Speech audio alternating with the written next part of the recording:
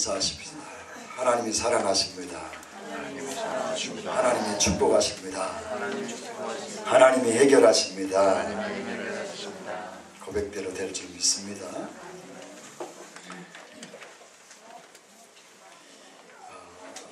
설교를 준비하다 보니까 너무 길어져서 두 부분으로 나눠서 설교하겠습니다. 이 때에 대한 부분은 오늘 제목을 좀 바꿔주시고 다음 주에 전하도록 하고, 5절에 나오는 이는 그 형제들까지라도 제목을 주보에 좀 바꾸시면 좋겠습니다. 그 형제들까지라도, 그 형제들의, 예수님 형제들에 대해서 생각해 보겠습니다. 여러분, 세상을 사는 방식에 있어서 그리스도인들과 비그리스도인들의 차이점이 무엇이라고 생각합니까? 예수를 믿는 것과 믿지 않는 것일 수 있겠죠. 이것은 우리의 하나의 마인드, 생각과 또 비전인 것이고, 삶의 방식은 분명히 이것은 믿음은 속에서 있는 거지만 믿음의 결과로 나타나는 것은 세상 사람들과 분명한 차이가 있습니다. 만약에 내가 믿는 것, 이 세상 사람과 믿지 않는 자의 차이가 없다면 우리의 신앙을 다시 한번 깊이 점검을 해봐야 됩니다. 왜냐하면 우리가 믿는 목적, 믿는 것을 어떤 것을 추구하고 믿느냐, 어떤 것을 믿느냐, 무엇을 믿느냐에 따라서 그 삶의 결과가 달라지고 양상이 달라지기 때문에 그렇습니다. 가끔 제가 아주 취미로 가는 게 낚시인데, 가면 이제 낚시를 하는 사람은 낚시를 목적으로 갑니다. 근데 이제 그 아내들이 따라갈 경우에는 낚시가 목적이 아닙니다. 그냥 가서 생각도 하고 교제도 하고, 때로는 또 비율을 맞춰주기 위해서 그냥 따라가기도 하고, 어떤 때는 또한 꽃을 꺾기도 하고 책을 읽기도 하고 또 나무를 캐기도 하고 그렇습니다. 같이 갔지만 목적이 다른 거예요. 그러니까 목적이 다르니까 그 행하는 행동이나 결과가 완전히 다른 겁니다. 꽃을 꺾고 아내들은 오지만 우리는 고기를 가지고 옵니다. 결과가 이렇게 판이하게 다르다는 것입니다. 그래서 우리가 예수를 믿는 목적을 어디에 두느냐에 따라서 그 신앙생활의 방식이 다르고 결과가 완전히 달라집니다. 그러므로 우리 신앙생활의 목적이 무엇인가를 우리가 다시 한번 생각해 보기를 원합니다. 오늘 본문의 말씀에서 보면 예수님께서 갈릴리에 오랫동안 머무셨습니다. 왜 오랫동안 머무셨느냐? 유대로 가지 않고 갈릴리 바닷가에 많이 머무시는 이유는 오늘 1절에 보면 이렇게 기록합니다. 그 후에 예수께서 갈릴리에서 다니시고 유대에서 다니려 아니하시면 유대인이 죽이려 함이니라. 예수님을 죽이려 했기 때문에 아직 주님은 주님의 일을 이제 막 한참 하고 계시는데 죽으시면 안 되잖아요. 때가 아직 아닙니다. 아직 죽으실 때가 아닌데 살해의 유혹을 받고 있습니다. 그러면 왜 예수님이 살해의 유혹을 받았습니까? 왜 예수님을 죽이려 했죠? 그들에게 많은 유익을 줬는데, 배고플 때 떡을 주었고, 몸이 아플 때 치료해 주었고, 위기 있을 때 그들을 구원해 주었는데 왜 예수님을 죽이려 했을까요? 그 이유는 간단합니다. 우리가 6장에서 전체 살폈던 것처럼 많은 군중들과 제자들을 비롯한 많은 군중들은 예수님께 육체의 양식인 육체의 떡을 찾아왔는데, 예수님은 이 땅에 내가 너희를 떡을 주러 온 게 아니라 영생을 주러 왔노라. 할렐루야. 생명의 양식을 주러 왔다고 말을 하니까 예수님을 따르던 제자들이 그냥 다 도망가 버렸잖아요. 지난주에 봤던 것처럼 다 도망가 버렸어요. 그러니까 예수님이 서운해서 여러분, 지난주에 70인 제자 처음 듣는다고 얘기를 들어서 누가복음 10장 1절에 보면 70인 제자도 있습니다. 그러니까 많은 예수님을 따랐지만 자기들이 헌신해서 예수님을 따르겠다고 나선 사람들이 70인 제자도 있어요. 근데 이 제자들이 다 떠난 거예요. 엄청난 군중도 떠났지만 70인 제자도 떠났어요. 그러니까 12제자밖에 안 남으니까 예수님이 하시는 말씀이 너희도 가려느냐, 그 말씀을 하시는 거예요. 그러니까 베드로가 뭐라고 얘기합니까? 영생의 말씀이 여기 계시는데 내가 어디로 가겠습니까? 그렇게 알게 하는 것은 네가 아니고 네 능력과 네 믿음이 아니고 하나님이 그렇게 해주신 거다. 따라서 모든 구원은 하나님의 은혜다. 믿음 자랑하지 말아라. 선물로 준 것이다. 생명을 주신 그분이 믿음도 선물로 주시고 우리의 모든 생애도 책임져 주시리라 믿습니다. 여러분, 그런데 그렇게 이제 예수님 앞에 떡을 구하러 주러 온 분이 아니라 생명의 떡을 주러 왔다고 생각하니까 제자들이 떠났고, 또 그뿐만이 아니죠. 회개하라, 천국이 가까웠다고 복음을 전하고, 또 그들의 죄를 지적하고 잘못된 것들에 대하여 지적을 하니까 예수님을 죽이려 했던 것입니다. 그래서 예수님을 죽이려 했던 말씀을 오늘 7절에서도 이렇게 표현을 합니다. 세상이 너희를 미워하지 아니하되 나를 미워하는 이는 내가 세상의 일들을 악하다고 정언함이니라. 예수님을 죽이려고 한 일은 세상을 미워하는데, 너희를 미워하지 아니하고 세상이 나를 미워하는데, 아직 제자들은 복음을 보려고 예수를 따르지 않고 있으니까 미워하지 않습니다. 세상하고 연합되어 있습니다. 그런데 어느 때가 되면 세상이 너를 죽이려고 할 때가 올 거라는 거죠. 역시 예수님도 예수님의 진리의 말씀을 전하니까 자기 청중들이 원하는, 자기들이 생각하는 메시아, 정치적인 메시아, 우리가 원하는 메시아가 아니니까 예수님을 죽이려 했다는 것입니다. 이 세상이라는 것은 유대인을 얘기하는 것이죠. 그래서 이제 예수를 믿지, 예수를 믿으려고 하고 예수님이 누구인가 알려고 하지 않고, 구약 성경에서 그렇게도 말씀하고 가르쳤음에도 불구하고 예수님에 대해서 알려고 믿으려고 하지도 않고 자기가 원하는 메시아가 아니니까, 그리고 하나님을 신성모독한 것 같으니까 죽이려고 하는 거예요. 다시 말하면 자기들이 원하는 메시아가 아니었다는 거죠. 자기들이 원하는 메시아는 뭐예요?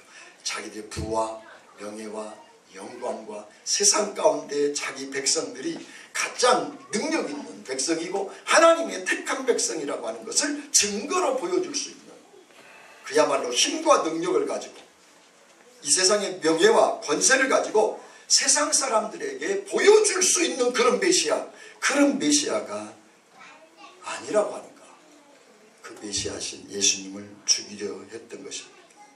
자기가 원하는 메시아가 아니었다는 것이죠.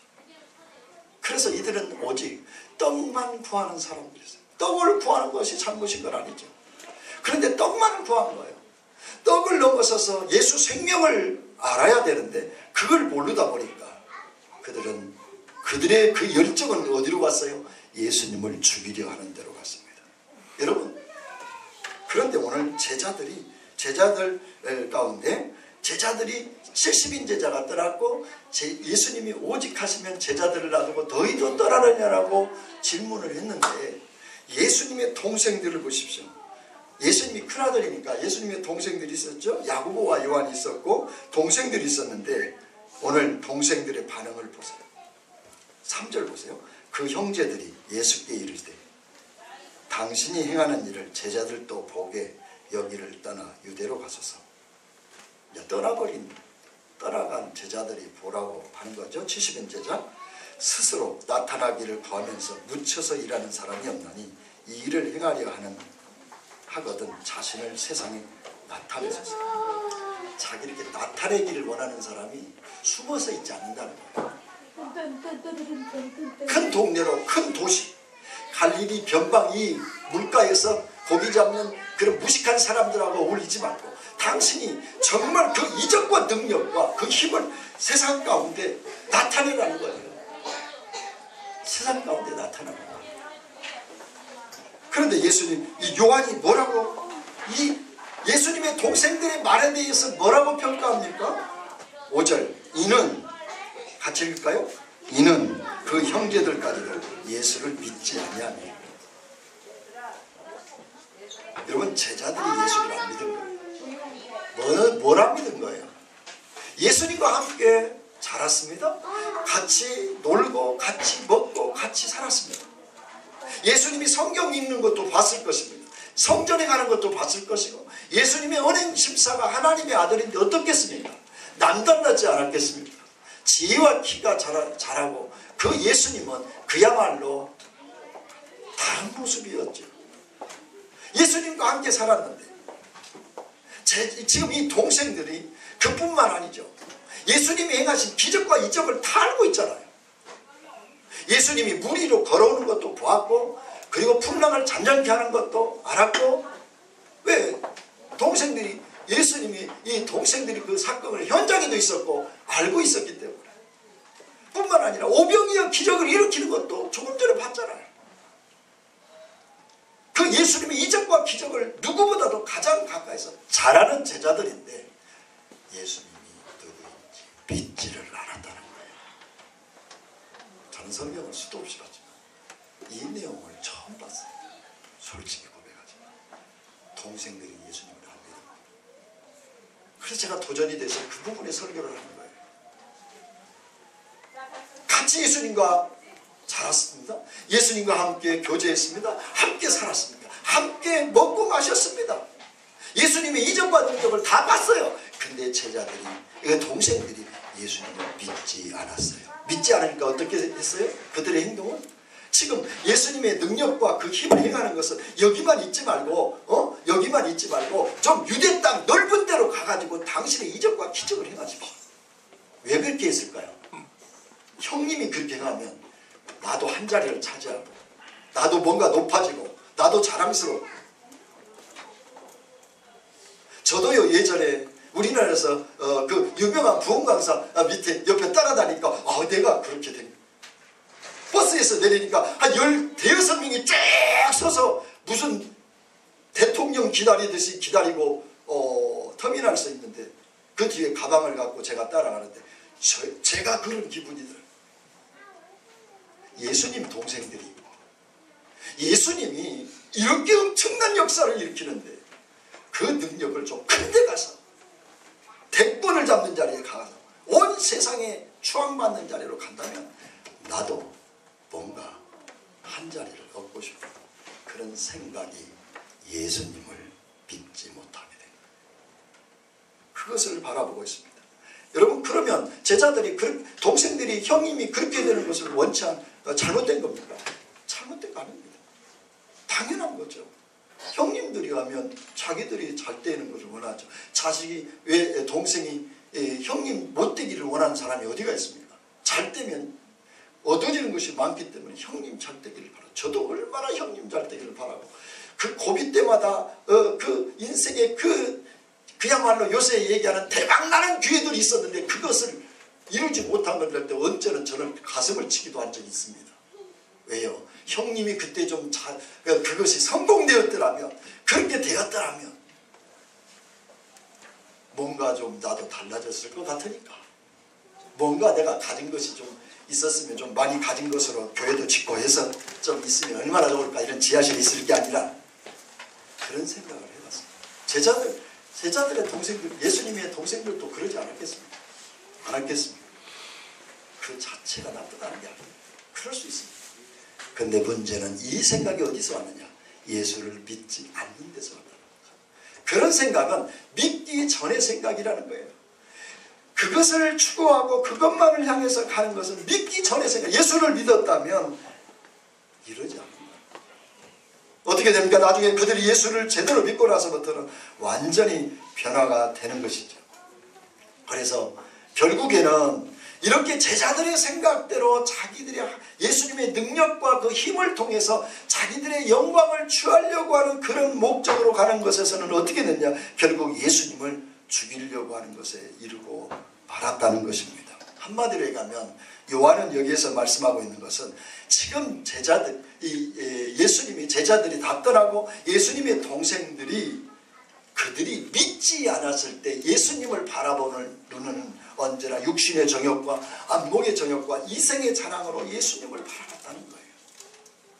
그러니까 예수님이 왜 이 땅에 오신 거에 대해서는 전혀 이해할 수가 없었던 것입니다. 그래서 오늘 3절로 5절 말씀에 특별히 5절에 보면 이는 그리스도 그 형제들까지도 예수를 믿지 아니함이더라. 이 원문에 보면 가르라고 하는 말이 빠졌어요. 그러니까 왜냐하면 이는 그 형제들까지도 예수를 믿지 아니함이더라. 예수님 제자들이 뭐라고 얘기했습니까? 저 동생들이 4절에 보면 스스로 나타나기를 구하면서 묻혀서 일하는 사람이 없나니 이 일을 행하려 하거든 자신을 세상에 나타내소서.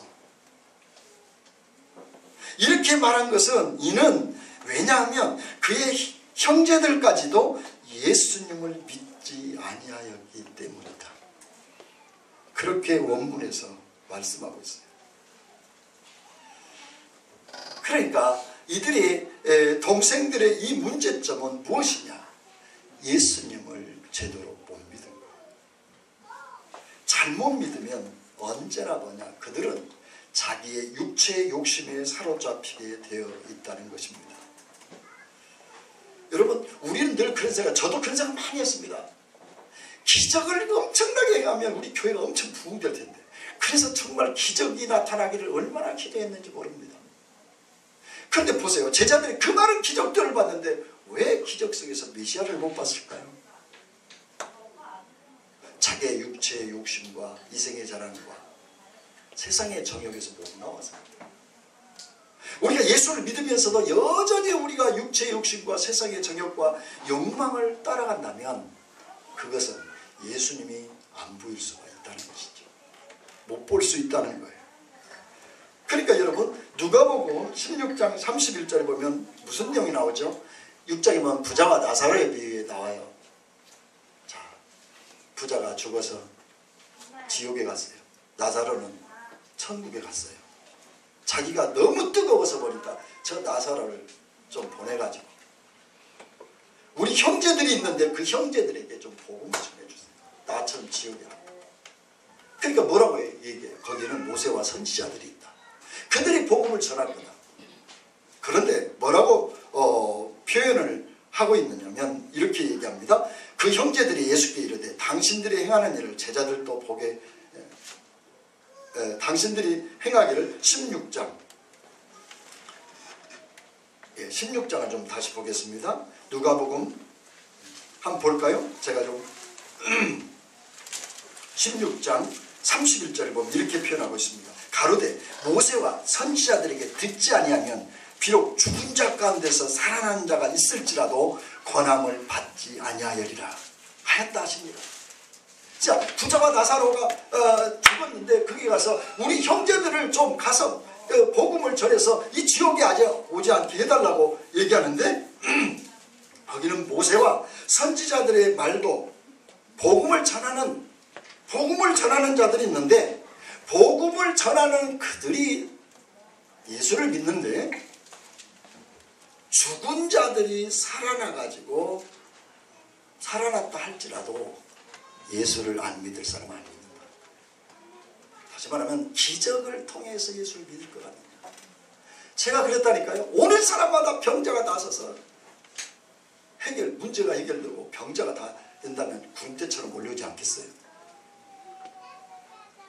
그럼 이런 논리가 되는 거죠. 기적을 경험한 사람은 다 예수를 믿는다. 그렇지 않습니다. 기적 경험했다고 예수를 다 믿는 건 아닙니다. 기적 경험에도 교회를 안 다닌 사람들이 부지기수로 많습니다. 귀신이 있더라고 병자를 낳고 암병이 걸려서 다 샀는데도 교회를 안 나와서 마지막 회개시켜서 돌아올는지는 모르지만 그럴 가능성이 99% 있다고 봅니다. 그런데 여러분 그 당시에는 그 기적 자체가 구원의 도구고 방패는 될 수 있어요. 그런다고 기적을 경험했다고 반드시 예수를 믿는 거 아니라니까요. 그러니까 여기 지금 제자들 동생들은 예수님이 기적을 많이 행하신다. 그것을 행하신다니. 그러니까 지금 이 누가복음에서도 죽었다가 살아난 일이 있어도 안 믿을 사람 안 믿는다는 거예요. 보세요. 제자들이 부활했는데도 왜 다 디베라 바닷가로 갑니까? 부활하신다고 하셔놓고 다시 부활하셨는데 왜 바닷가로 가요? 믿지 않았기 때문이죠. 우리는 그랬을 거 아니에요. 예수님 따라다니는데 예수님 죽었다가 살아나셨다. 진짜 살아났네. 진짜 메시아다. 내가 진짜 예전에는 내가 뭔가 명예를 추구하기 위해서 예수를 따랐지만 이제는 내가 예수님을 위해서 목숨을 걸을 만하다. 분명히 예수님 말씀하신 대로 십자가에 죽었다가 부활하셨어요. 세상에 이런 분이 어디 있을까? 그래야 되는데 제자들 다 자기 할 일대로 왜 그랬어요? 자기들이 원하는 예수님이 아니었거든요. 지금 예수님의 동생들도 똑같은 생각이었다는 거죠. 여러분, 예수님을 믿는다는 것이 뭘까요?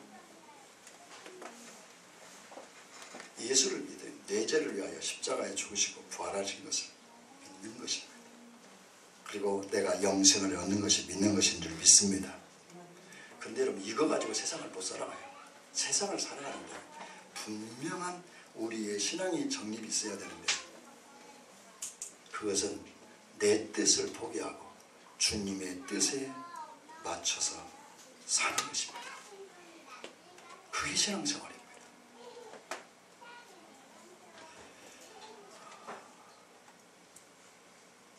십자가의 삶에 나의 삶이 완전히 포개져서 사는 거예요. 비록 그 삶이 고생스럽고 고통스럽고 힘들어도 자존심 상하는 길일지라도 예수님이 나를 통하여 하나님의 영광이 드러나고 주님이 기뻐하는 삶이라면 기꺼이 그 길을 가는 것이 신앙생활입니다. 귀찮다고 안 하고 힘들다고 안 하고 손해본다고 안 하고 그건 그리스도인의 삶이 아닙니다.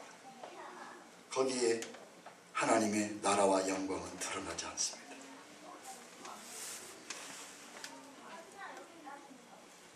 형제들 생각은 그겁니다. 예수님이라면 정말 엄청난 능력을 행해서 많은 그 힘을 세상 가운데 보여줘야 당신이 메시아인 줄 알지 않겠습니까? 물론 그 부분이 있습니다. 근데 그것이 목적 자체가 되면 안 됩니다. 능력으로 그걸 통해서 그 기적과 능력을 통해서 그 기적과 능력을 왜 행하십니까? 그 능력을 체험해서 좋아하라고 한 게 아니지 않습니까? 그 기적과 능력은 그리스도를 바라보게 하는 거예요. 성경에 나오는 모든 기적과 이적들은 메시아됨을 증거하는 것입니다. 예수님을 봐야지 이적과 능력만 그냥 보고 예수님이 메시아이신 것을 못 본다면 그 기적은 헛것이 되는 것입니다. 물론 우리에게 이적과 기적이 날마다 드러나기를 축복합니다. 근데 거기에 머무르면 안 된다는 거예요. 한 걸음 더 나가서 그 뒤에 그 메시아를 알고 그 메시아 대신 예수님 내 육체의 욕심대로 살아가는 게 아니라 주님의 뜻대로 살아가겠다고 날마다 자기를 부인하고 아버지 앞에 나가는 것이 신앙생활입니다. 자기 십자가를 지고 아버지의 뜻이라면 나가는 것입니다. 그래서 예수님을 따라오는 자들에게 말씀하시지 않습니까? 누가복음 9장 23절 표준세 번역으로 이렇게 말씀하고 있습니다. 그리고 예수께서 모든 사람에게 말씀하셨다. 나를 따라오려거든 오려는 사람은 자기를 부인하고, 여러분 성경에 날마다라는 말이 없습니다. 날마다 자기 십자가를 지고 나를 따라오는. 원문에는 제가 확인 안 해봤습니다만 세 번역에서는 모든 사람에게 얘기한 거예요. 예수님을 따라오고자 하는 사람에게. 근데 자기를 부인하는데 날마다 부인하는 거예요.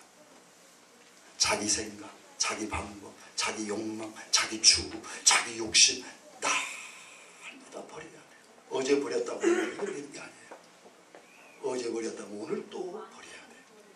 날마다 십자가를 지고 따르라고 말씀하고 있습니다. 여러분, 믿는 것이 쉽습니다. 예수를 믿는 건 쉬워요. 왜? 그냥 노력할 것도 없고 아멘이라고 받아들이면 되니까.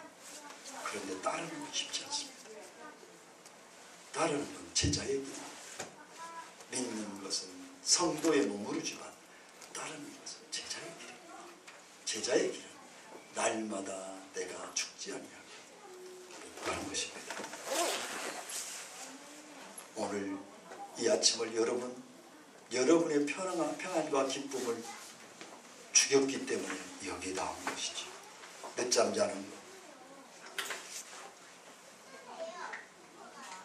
늦게까지 핸드폰하고 못 일어나는 것,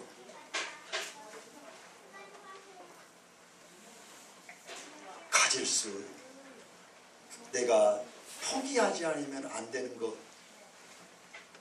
그것을 갖고는 여기 올 수 없습니다. 그거 다 포기이기 때문에 여기 오신 것입니다.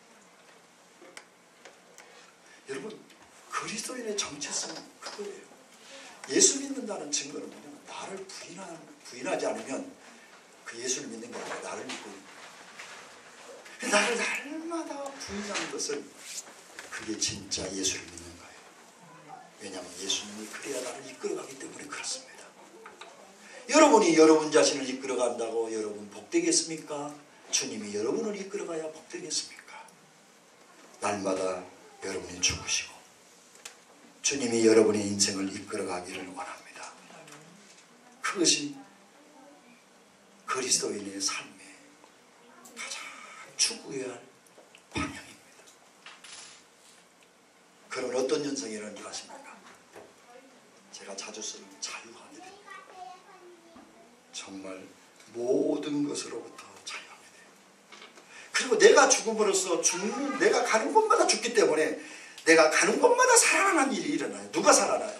다른 사람이 살아나요. 그 공동체가 살아나고 환경이 살아나요. 죽기 때문에. 여러분, 회사에서 내가 내일 날마다 죽어보십시오. 그 회사가 달라질 것입니다. 내가 살라고 하니까 그 회사가 늘 가기 싫고 힘든 곳이죠. 나는 거기에 죽으러 가노라. 내가 그 회사에서 매일 일찍 가서 청소하고 매일 남들을 다 섬기고 날마다 죽으면서 부당한 것을 엄청나게 참고 견뎌내고 그러면서 날마다 죽을 때 거기에 빛과 소금이 되지 않겠습니까? 가정에서 날마다 내가 죽을 때, 교회에서 날마다 내가 죽을 때 교회가 천국이 되는 겁니다. 왜냐하면 예수님이 다스리기 때문에 그렇습니다. 내가 살면 예수님은 온데간데 없습니다. 결코 하나님의 나라는 드러나지 않습니다. 갈등과 불의와 부정만 있습니다. 모든 문제를 교회로, 모든 문제를 다른 사람으로 여기면 교회는 지옥이 됩니다. 모든 문제는 나요, 모든 문제는 내가 하나님 앞에 죽지 않았기 때문이라고 나를 돌아보면 교회는 천국이에요. 왜요? 다 섬기거든요. 다 희생하거든요. 어떤 문제가 와도 내 문제로 받아들이는 거예요. 누가 시험에 빠졌으면 왜 저럴까? 그거밖에 믿음이 안 될까? 그게 아니고 내가 얼마나 사랑했는가, 얼마나 섬겼는가, 얼마나 내가 그 형제 앞에 자매 앞에 신앙의 삶을 살아왔는가, 내가 얼마나 착한 행실을 통해서 영광을 돌렸는가, 내가 얼마나 그리스도의 사람으로 서 있는가, 그걸 바라보게 됩니다. 근데 그렇지 않으면 환경 탓하고 주의 탓하고 다른 사람 탓하게 되는 거죠. 그건 철저한 사단의 역사입니다. 고린도후서 8장 9절에 예수님이 이렇게 말씀하십니다. 바울이 이렇게 말씀하고 있습니다. 우리 주 예수 그리스도의 은혜를 너희가 알거니와 부요하신 자로서 너희를 위하여 가난하게 되시니 그의 가난함을 인하여 너희로 부요케 하려 하시느니라. 예수님이 십자가에 죽으시고 예수님이 가난하시고 예수님이 고난받으시고 예수님이 핍박받으시고 예수님이 죽으신 이유는 여러분들을 부요하게 하신 것입니다. 물질적으로도 부유하고 마음으로도 부유하고 영적으로도 부유해서 이제는 그 부유함이 어느 정도냐, 세상이 감당할 수 없는 부유함입니다. 모든 문제로부터 자유하고 죄로부터 자유하고 물질과 명예와 권세로부터 자유하는 것입니다. 그때 여러분 행복해지는 것입니다. 여러분, 오늘날 모든 그리스도인들은 두 부류의 삶이 있습니다. 하나는 예수님의 형제들처럼 그 사고방식이 자기를 자랑하고 자기를 증명하는 데 사용하는, 예수님의 이적과 능력을 자기를 증명하는 데 사용하는 사람이 있는가 하면 철저하게 자기의 인기와 명예와 명성에 상관없이 오직 하나님의 뜻에 복종하며 사는 그리스도인의 사고방식이 있습니다. 여러분, 우리는 생각의 전환이 와야 됩니다. 제가 계속 설교하는 것은 다른 게 아닙니다.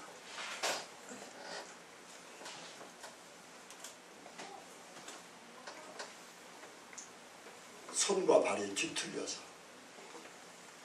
제 기능을 발휘 못하면 손과 발을 찜질하고 뜸을 뜨고 침 맞고 그래서 해결 안 됩니다. 그 원인이 어디서 왔는가를 알아야 됩니다. 뇌가 잘못돼서 온몸의 사지가 뒤틀리면 뇌를 바꿔야 됩니다. 뇌를 치료해야 그것이 해결되기 때문에 그렇습니다.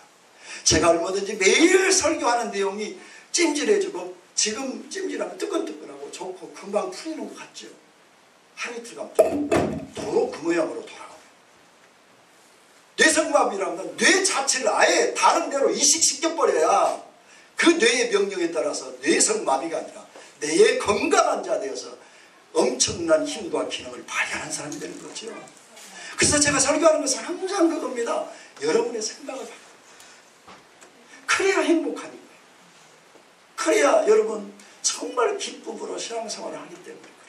그래야 신앙의 참맛을 하기 때문에 그래요. 얼마든지 여러분 손발을 침을 놓고 뜸을 뜨고 아니 거기를 심하면 액과 가서 마치 모든 살을 잘라는 걸 자르고 뼈를 끊을 거 끊고 붙일 거 붙여서 할 수도 있어요. 하면 뭐예요? 또 뇌가 그 다리를 뒤틀어 버리는데 그래서 뇌를 그래서 설교를 여러분들인데 힘든 겁니다. 그러나 참아내시 내가 바꿔졌다고 생각할 때는 참아내셔야 됩니다. 그래야 여러분이 행복하기 때문에 그렇습니다. 월가의 투자은행인 메릴 리치라고 하는 그 CEO가 있는데 한 15년 전 얘기입니다. 존 테인이라고 하는 사람이 그분의 연봉이 얼마냐 한국 돈으로 그러니까 8,400만 불이니까 한국 돈으로 840억입니다. 하루 일당이 얼마냐면 일당이 2억 3천만 원입니다. 우리가 평생 벌어도 쉽게 못 버는 돈이 하루 일당입니다. 그런데 여러분 이 존텐이라는 회장이 그렇게 많은 돈을 버는데 인생의 가치를 그럼 그 사람이 가치 있는 사람이에요. 세상적으로 가치 있는 사람이에요. 왜 돈이 많아서. 그러나 하나님 나라는 그렇게 하지 않습니다. 비록 하루에 5, 6만 원 받는 이중직을 할지라도 거기에 하나님 나라를 들어가고 하나님의 뜻을 위해서 매일매일 살아가는 사람을 하나님은 복되다 하시는 것입니다. 이해하시겠습니까? 물론 존테인처럼 여러분 연봉이 840이고 하나님의 뜻대로 그렇게 살면 말할 게 없죠. 근데 그건 아무나 하는 게 아니잖아요. 특별한 사람이에요. 그렇게 되기를 축복합니다. 다 되면 얼마나 좋아요. 근데 그게 안 되거든요. 아무나 안 돼요. 그러나 여러분 일용직은 누구든지 할 수 있어요. 비록 일용직을 하루를 살더라도 거기에 내 뜻대로 살아가는 게 아니라 하나님의 뜻대로 살아가려고 하면 하나님이 존 테인보다도 더 위대한 하나님의 사람이라고 인정하시는 줄 믿습니다. 여러분 예수를 믿는다는 것이 무엇입니까? 예수를 믿는다는 것은 자기 뜻을 포기하고 예수님의 삶에 자기를 포기해서 예수님의 삶의 대로 살아가는 것입니다. 그 삶이 고생스럽고 그 삶이 내 속에서 힘든 생활이랄지라도 그 예수님의 삶을 위해서 매일매일 달려가는 것입니다. 왜냐하면 우리는 영원한 나라가 약속된 자이기 때문에 그렇습니다. 뿐만 아니라 이 땅에서도 함께 하겠다고 세상 끝날까지 함께 하겠다고 약속을 받은 자이기 때문에 그렇습니다. 이 땅의 상급을 뿐만이 아니라 영원한 상급이 약속되어 있기 때문에 그렇습니다. 제가 요전에 새벽 시간에 말씀을 드렸습니다. 정말 아이들을 놓고 기도하는데 어느 날 눈물이 팍 쏟아지는 거예요. 여러분 왜 쏟아졌을 것 같아요?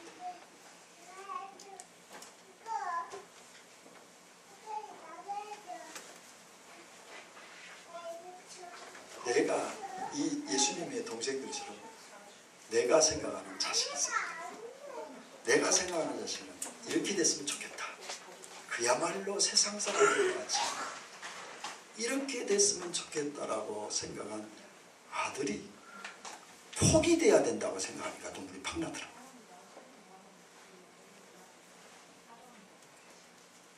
그러면 여러분, 그러니까 또 내가 원하는 대로 되지도 않았고 또 된다 하더라도 그래야 되는데 이 목사가 돼가지고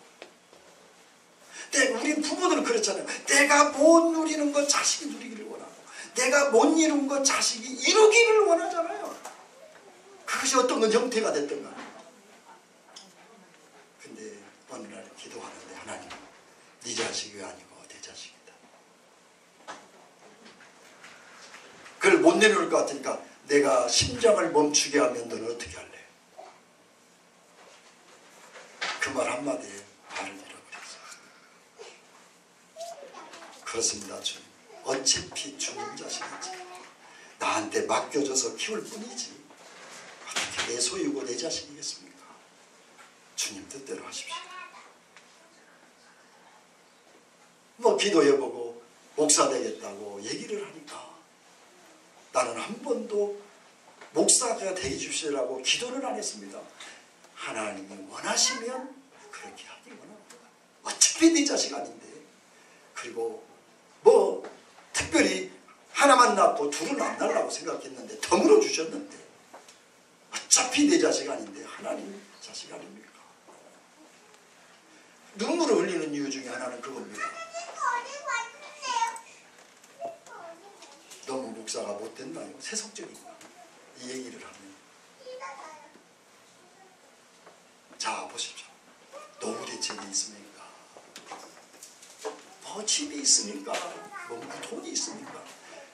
유일한 기대는 자식이 그때 가면 그래도 잘 돼가지고 집이나 하나 아니면 용돈이라도 좀 줄까 했는데 그것만 해도 하나님이 싹 끊어버리니까 이제는 기대가 아니라 혹시 목회를 한다면 그 십자가의 길을 내가 또 가려고 생각하니까 노년이 캄캄한 거예요. 한쪽에서 그런 위로가 오죠. 네가 노년에 이르기 전에 내가 이 땅에 오시겠다. 그러면 얼마나 좋겠어요. 그런 말을 하시지도 않고 이해한다는 거지. 세상의 희망이 딱 끊어져 보니까 눈물이 팍 쏟아지더라고요. 아무리 그래도 우리는 발을 땅에 붙이고 있잖아. 그래도 뭔가 좀 기대라도 하고 살아야 되지 않겠어요. 그래야 기쁨이지. 그것마저 끊는 분은 아니지만 네가 사는 목적은 그게 아니지. 너 자식 안 줬으면 너 어떻게 할래? 그리고 네 자식들을 내가 데려가면 어떻게 할래? 두 손발 딱 들어버린 거지. 그저 맡겨준 기업이니까 눈물을 흘려 자식들을 위해서 기도하고 저 뜻대로 서기를 바랄 뿐이지. 언제 내 자식이었습니까? 내 생명이 언제 내 것이었습니까? 자식이 언제 내 것이었습니까? 교회도 마찬가지입니다. 제 성도입니까? 제 제자입니까? 그러면 저도 시험입니다. 여러분이 신앙생활을 잘하면 할렐루야 아멘이지만 못하면 속에서 부글부글 끓습니다. 그것은 제 욕심이고 제 제자들, 예수님의 동생들 생각하면 다를 바가 없습니다. 어느 때부터인가. 아버지의 아들이고 딸이고 아버지의 기업이고 아버지의 사람들 아닙니까? 그러다 보니까 그렇다고 100% 내려놓는 거 아니지만 그래도 많이 내려놓게 되더라고요. 오직 내가 이 시대에 정말 교회에서 하나님의 뜻을 행하는 게 뭘까? 매일매일 고민하는 것이 저의 업이고 업무입니다. 자식들을 어떻게 하면 주님 뜻대로 세울 수 있습니까? 내가 원하는 거 포기하는 거 눈물이 나지만 어차피 내 자식이 아니고 주님 자식 아닙니다. 내가 원하는 대로 성도들이 살지 않지만 그래도 어차피 당신의 자식 아닙니까? 당신의 자녀 아닙니까? 당신의 자녀들, 당신의 자녀에게 쓰시기를 원합니다. 오직 금식할 뿐이고 기도할 뿐입니다. 내가 길을 한 자나 더 하겠습니까? 하나님 당신이 키를 자라게 하든지 두드려 패든지 살이든지 나는 오로지 하나님의 사랑으로 온전히 서기를 바라고 기도할 뿐이죠. 주님 뭐라고 말씀하십니까? 내가 책임져 주게. 걱정하지 말아라. 내가 책임지죠. 그래도 돌아서면 걱정되는 게 접니다. 그러나 늘 날마다 죽이는 거죠. 날마다 포기하는 것입니다. 그게 신앙생활이라고 생각이 됩니다. 말씀을 뵙겠습니다. 그리스도인의 삶의 방식이 세상 사람과 무엇이 다르겠습니까? 세상 사람들은 자기를 위해서 삽니다. 그러나 그리스도인의 삶은 하나님의 뜻을 위해서 사는 것입니다. 예수님이 그랬습니다. 예수님은 한 번도 당신 뜻대로 하지 않았습니다. 아버지의 뜻대로 모든 이적과 사역을 행하셨습니다. 특별히 예수님은 죽기 싫어도 십자가에 죽으셨습니다. 왜요? 아버지의 뜻이었기 때문입니다. 그러므로 여러분 사순절을 지나면서 주님의 십자가를 생각하면서 죽으십시다. 그래야 삽니다. 가정에서도 죽으시고 일터에서도 죽으시고 교회에서도 죽으시고 그러면 여러분 살려낼 것입니다. 그 비밀을 살고자 하면 영도 죽고 삶도 죽지만 그러나 영적으로 내가 모든 삶이 죽으면 나도 살고 가정도 살고 교회도 살고 이 나라도 사는 줄 믿습니다. 저는 너무 감사합니다. 나라를 위하여 여러분이 얼마나 기도했는지 나라가 이렇게 변할 수 있을까? 저는 이렇게 기도하고 있습니다. 고르바초프가 공산당을 다 포기하고 연방을 다 해체시킨 것처럼 주님 그렇게 되기를 바랍니다. 생각지도 않는 방법으로 이 나라를 변화시켜서 마지막 시대에 제사장 나라가 됐으면 좋겠습니다. 여러분의 그 일에 여러분의 사업이 쓰임받을 줄 믿습니다. 그 일에 여러분의 자녀를 세우실 줄 믿습니다. 그 일을 위해서 우리 교회가 쓰임받을 줄 믿습니다. 오늘도 그 서방을 바라보면서 그야말로 통 큰 비전으로 큰 사랑으로 큰 비전으로 오늘도 승리하며 가는 복된 저와 여러분이 되기를 주의 이름으로 축원을 드립니다. 기도하겠습니다.